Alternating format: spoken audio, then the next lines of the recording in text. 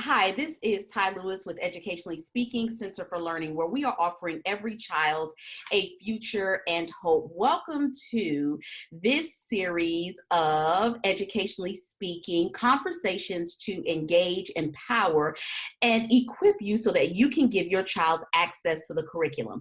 I'm so excited about our segment today. I have Miss Kia Richmond on the line with me. Yay! Hey, honey.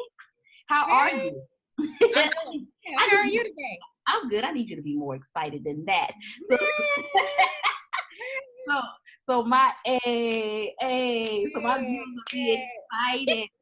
So I wanted to introduce you guys to Kia. She is a great friend of mine. She is a former colleague. She is the new, can we say new? I still smell it. No, It's so fresh. no. No, no, no. The new assistant principal. I'll let you tell her let her tell you the name of the school, but she was just promoted. She was just promoted from instructional coach to assistant principal. And I'm excited about today's conversation because she is a beast in literacy, language arts, just reading. And if you know me, you know that I love that because I love reading. But today we're going to talk about DOK, or depth of knowledge. So when we talk about depth of knowledge, the first thing, well, before we get into this is the first question that I always ask everyone that I interview. When did you fall in love with education? I fell in love with education the first moment that I walked into a classroom. Actually, it was not what I chose to do initially when I was in college, but that's where the Lord led me. Soon after I graduated, that was actually my first job in the classroom, and just going in and being able to interact with students and teaching them and seeing their light bulb go off. At first, they're struggling, but because of the strategies that I'm using and working with them, being patient with them, encouraging them, and seeing them be able to access the curriculum, just really, and still today, just working with some more students who are struggling, and seeing them grapple with the curriculum and focus and get it. When that light bulb goes off, it just warms my heart and tears come to my eyes. So even 16, 17 years in the educational field, I still love it. So I think that is the moment for all educators when we are struggling throughout the school year. We're trying to get to the end. Every educator in August is trying to get to May. Like, how can I make it? And we are working with 20, 25 children, scholars in the classroom. And we are trying to say, I'm trying to take you from here to here, and it's a struggle every day. But once that light bulb goes off and they get it, it's a feeling that cannot be explained. So almost every educator that's been on has said the same thing when that light bulb goes off, and that is the paycheck for us, because we don't get paid a lot, but right. But that is the paycheck for us. So let's talk about depth of knowledge, or DOK. When I was in the classroom and DOK was first introduced, I had a hard time understanding the concept, because you talk about Bloom's taxonomy and just the different levels of learning and just knowledge. So when you talk about depth of knowledge, just can you explain what depth of knowledge is and how it can be used in the classroom, and to assist my parents at home, how it can be used at home? absolutely. Well, depth of knowledge, exactly what you said. There's a misconception in some educators that giving more is more rigorous for students, and that's not at all what it is. Depth of knowledge has 4 tiers. So we range from 1 to 4. One, DOK1, is the basic recall, where you're just asking the students basic questions like, what was who were the key characters? What was the setting? What was the plot? What happened? What colors were the characters wearing? Those kinds of questions are DOK1 questions. And they have their place inside of the classroom, but we cannot stay there. The Right. state list really mandates and really challenges our students. And so therefore there are more DOK2, which where it requires them to have that basic foundation and that basic recall knowledge, but then they have to use that knowledge and be able to interpret it a little bit more. So you're going more into the skill and the concept type of questions. So in reading, you might be talking about being able to interpret what the author was saying. And so therefore, those types of questions on DLK2, we're talking about the author's purpose. And some of those then in DLK, you need to understand that some questions, the way they're worded, it could be depending on the type of text that there is, they can lend themselves. So you could be at a DLK2, but the way the question is worded, it could also bridge itself to DLK3. So just knowing that sometimes we have debates, is that a DLK2? Is it a 3? Well, let's talk about what the question is asking. So going into that depth of knowledge 3, then it has that basic recall and you have to interpret, but you're going on a little bit more in depth of what the author's purpose is and how did you figure it out. So you're taking information that you know from DLK 1 and 2, and you're able to expand on that. So now you're actually examining the text. You're looking at maybe 2 different types of text written by the same author, and you may have questions like, what was the author's message? And how do they relate? So you're doing those cause and effects, compare, contrast types of relationships when you're moving into that DLK 3 level. And then that DLK 4 level, you're actually having to synthesize a lot of different types of text and information. Cool. And so when you're doing that, now a lot of times it's difficult for teachers and it's hard to assess DLK4. You can't really do it in one setting because it really takes time to be able to read, comprehend, and synthesize what it is that's going on with that text. And therefore, more of the questions that the children will see will be those 2 and 3s and some 1s, but it's kind of hard to really assess within a 70-minute time frame a DLK4 type of question because it could be over thinking about standards and projects that they have to do that incorporate several standards at the same time so that you're assessing so many different things to build up to that type of thinking that's required at a DLK4. But that's where that rigor comes in. That rigor really comes in when you're asking and assessing those questions that kind of make the kids actually have to think, synthesize, and interpret something from a text. So we're talking about context, complexity, and not it being difficult. And that's the difference. A lot of times, just like you said earlier, we choose something and we say, oh, because this is difficult, then it's depth of knowledge 4. And there's no comparison. And again, that is something that I really struggled with.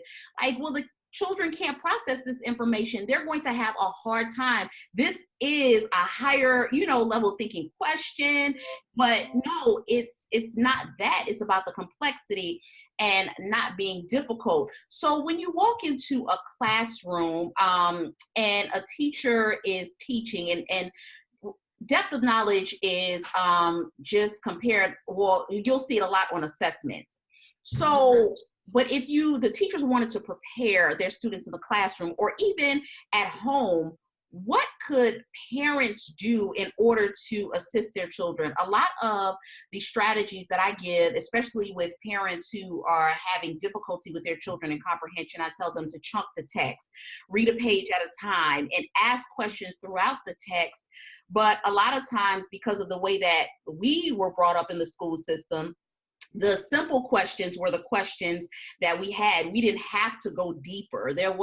We didn't talk about author's purpose or anything like that. So the curriculum is very different. So what could the parents do differently at home to assist their children in mastering this concept?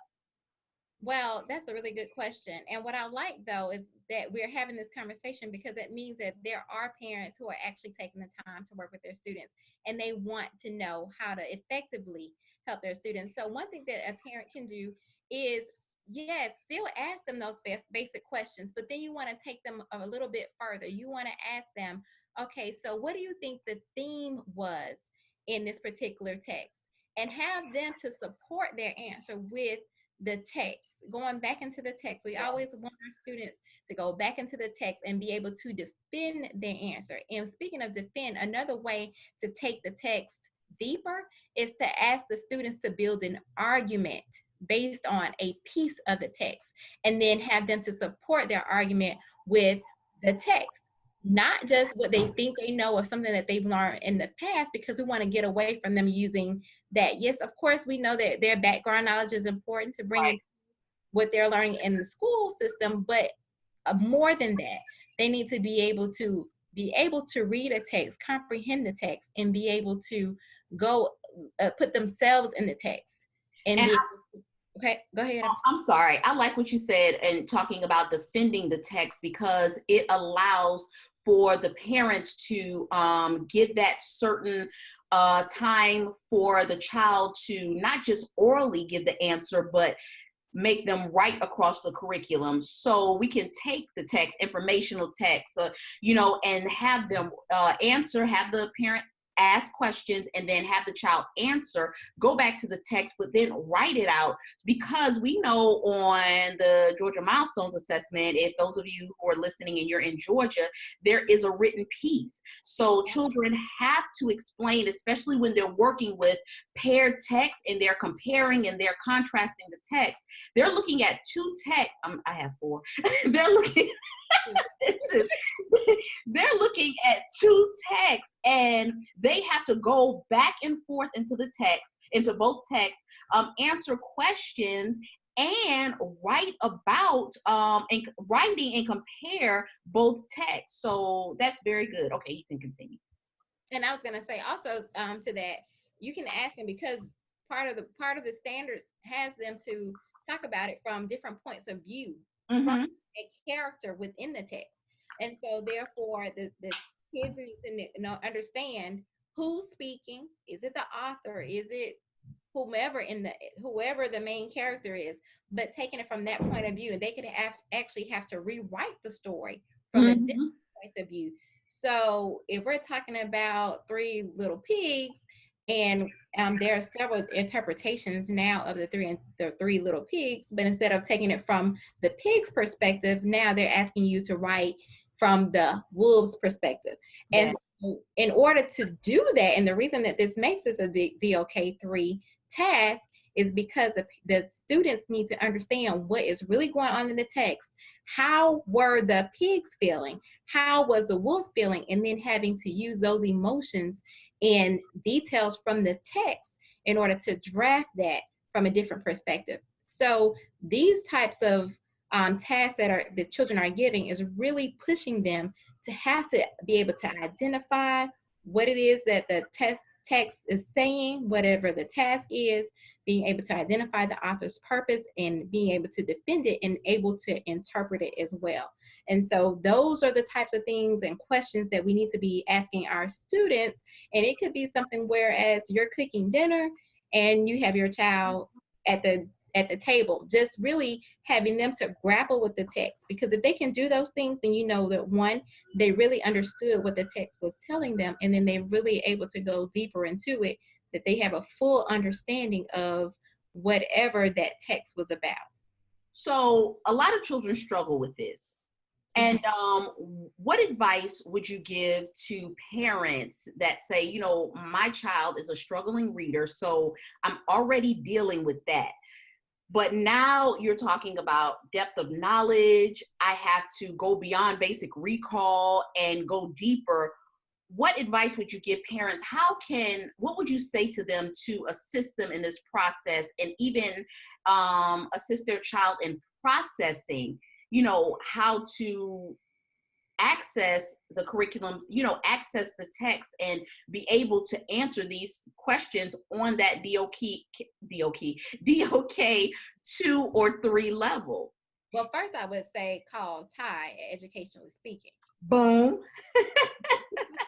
And in addition to that, yes, please know that nothing that students have to know in the state of Georgia is a surprise.